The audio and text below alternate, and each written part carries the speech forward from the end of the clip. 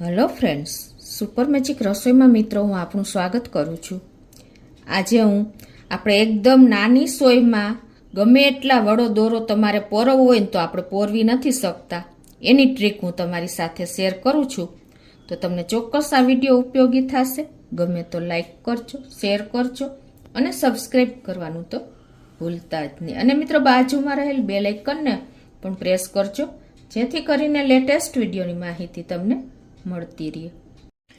તો મિત્રો આપણે જ્યારે બ્લાઉઝની આઈ બનાવવાની હોય કે કોઈ પણ આપણે જભો છે એની આઈ બનાવવી હોય તો એમાં આપણે 4 થી 5 વડો કે જેટલો તમારે જેટલા વડો દોરો કરવો હોય ને એટલો આપણે કરવાનો હોય છે। ત્યારે આપણે આ મોતી પોરવવાની સોય એકદમ પાતળી હોય છે અને એનું હોલ પણ એકદમ પાતળું હોય છે ને કે તમે એમાં 4-5 વડો દોરો પણ નહીં પોરવી શકો। તો આજે આમાં તમારે 10 વડો દોરો પોરવવો હશે ને તો પણ તમે કરી શકશો, એની ટ્રીક હું તમારી સાથે શેર કરું છું। આ ટ્રીક તમને કોઈ અત્યાર સુધીમાં નહીં બતાવી હોય એવી ટ્રીક છે મિત્રો। તો એના માટે તમારે શું કરવાનું કે જો આ એકદમ તમને હોલ પણ નહીં દેખાતું હોય ને એટલી પતલી સોય છે, તો એમાં પહેલાં તો આપણે આ દોરો પોરવી લેશું રીલનો।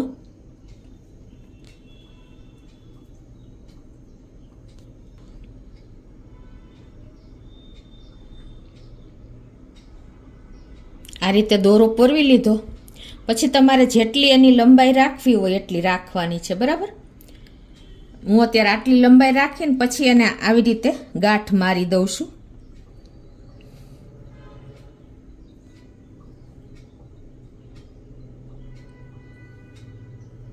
આવી રીતે તમારે છેડે ગાંઠ મારી દેવાની છે અને પછી તમારે જે મેં રીલમાંથી હજી દોરો કટ નથી કર્યો ગાંઠ મારીને, પણ આ રીતે હું તમને પાછળ જે વધેલો ગાંઠ માર્યા પછી જે વધેલો દોરો છે ને એક્સ્ટ્રા એ કટિંગ કરી નાખું છું।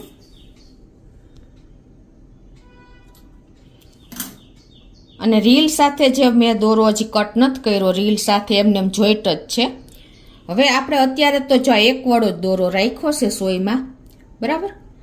હવે તમારે આને 5 વડો 10 વડો દોરો કરવો હોય તો શું કરવાનું, તમારે આ રીતે સોયને દોરાને આવી રીતે ફેરવતો જવાનો છે। તમને બતાવી દઉં, હાથમાં સોય રાખી અને તમારે એકદમ પરફેક્ટ પહેલાં દોરો કરી લેવાનો છે, પછી તમારે આ રીતે દોરાને આવી રીતે ફેરવતો જ જવાનો છે કે તમારે સોયમાં જેટલો દોરો પોરવવો હોય છે ને, મેં રીલમાંથી દોરો કટ જ નથી કર્યો। જુઓ, તમારે કોઈ પણ જાતની ઝંઝટ જ નહીં રહે। તમે 10 વડો 15 વડો જેવડો તમારે દોરો કરવો હશે ને એવડો દોરો તમે આ રીલમાંથી કરી શકશો। તમને ખ્યાલ આવી ગયો?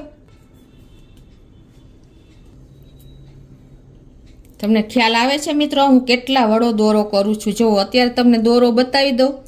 હવે જો આ રીલ હજી ચાલુ જ છે, તમારે કદાચ આખી રીલ તમારે સોયના નાકામાં નાખવી હોય ને તો પણ તમે એટલા વડો દોરો સોયના નાકામાંથી પસાર કરી શકશો, કેમ કે સોયનું નાકું નાનું હોય છે। તો તમે અત્યારે જો મેં કેટલા દોરા અંદર એન્ટર કર્યા, 3 ને 3 6 ને 7 ને 8 દોરા એન્ટર કર્યા છે સોયના નાકામાં। સોયનું નાકું એકદમ પતલું છે, જુઓ છે। હવે તમારે આ રીતે અહીંથી પાછો રીલનો દોરો કટ કરી લેવાનો છે અને તમારે જેટલા વડો રાખવો હોય એટલો રાખીને હવે તમારે દોરો કટ કરી નાખવાનો છે।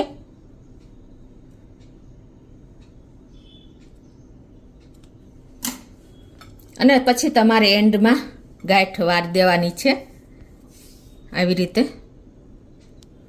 અને હવે તમારે જો આવી રીતે એન્ડમાં ગાંઠ વારી અને તમારે હવે બ્લાઉઝનું આઈ કરવું હોય કે જભાનો આઈ બનાવવું હોય ને તો એના માટે હંમેશા જાડો દોરો જોઈશે। તો તમે આ રીતે જુઓ, મેં 8 થી 9 વડો દોરો તમને ખ્યાલ જ આવી જતો હશે કેટલો જાડો દોરો મેં તૈયાર કર્યો છે। સોયનું નાકું જુઓ એકદમ પતલું છે અને સોય પણ નાની છે, ખ્યાલ આવ્યો? તો તમારે કોઈ પણ જાતનું ટેન્શન વગર તમે આવા નાની સોયના નાકામાં તમે આખી રીલનો દોરો પાસ કરી શકશો। એટલો જાડો દોરો તમે 10-15 વડો દોરો તમે તૈયાર કરી શકશો। તમારે ક્યારેય પણ આઈ બટન બનાવવું હોય, કાંઈ પણ કરવું હોય, જ્યારે જાડો દોરો જોતો હોય ને તો તમે પાતળી સોયમાંથી પાસ નહીં કરી શકો, પણ આ ટ્રીકથી તમે ઇઝીલી કરી શકશો। અને મિત્રો તમને આ ટ્રીક કોઈએ નહીં બતાવી હોય એટલી એકદમ ઇઝી અને સરળ ટ્રીક મેં તમારી સાથે શેર કરી છે।